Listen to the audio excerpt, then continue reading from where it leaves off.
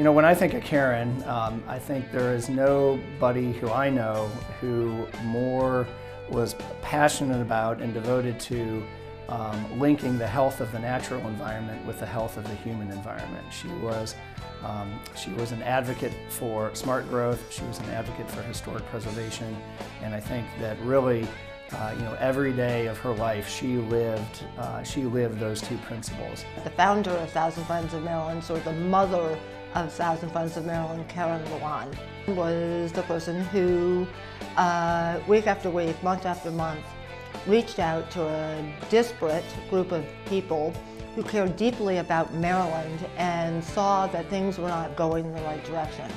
And not only did she form the table for us to sit around, but she made sure we kept coming back and kept going. And that's leadership. We learned that we actually had a lot of common ground and that we needed to work together in order to have a different future for Maryland. And by working together, we could do a whole lot more than each one of us bringing separately our concerns forward. Karen knew so many people from her civic life. She was a director of Thousand Friends of Maryland. She was a board member of Baltimore Heritage. She was on Baltimore City's Historic Preservation Commission for a number of years. She was on the Maryland Historical Trust's advisory board for a number of years. At the American Institute of Architects, she was an advisor at the national level, so she really got to know a lot of people. Karen brought her passion of what she called the built environment to the table, reminding us that we didn't only need to save our rural areas, but we need to rebuild and strengthen our urban areas. And that all these areas need to make sure their sense of place, their uniqueness need to be highlighted, not bulldozed.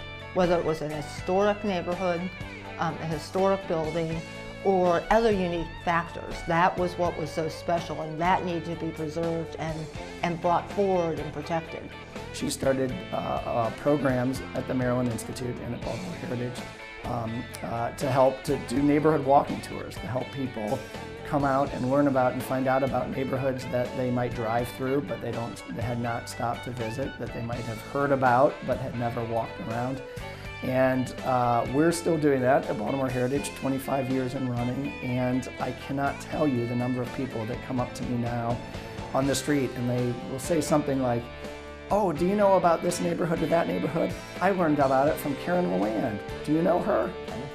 Here she was in the mid-90s talking about what we now call smart growth. Then it was called growth management. But it was long before it was common for people to talk about this.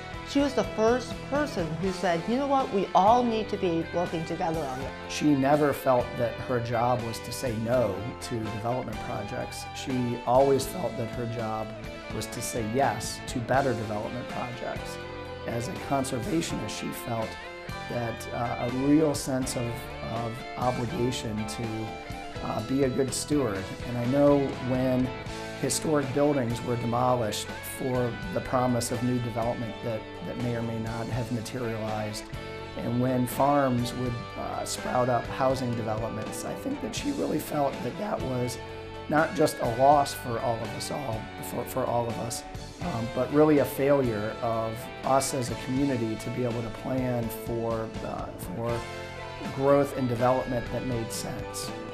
She let other people shine and move it forward. She was not often the visible person, but she was consistently there pulling this organization together, and that's leadership.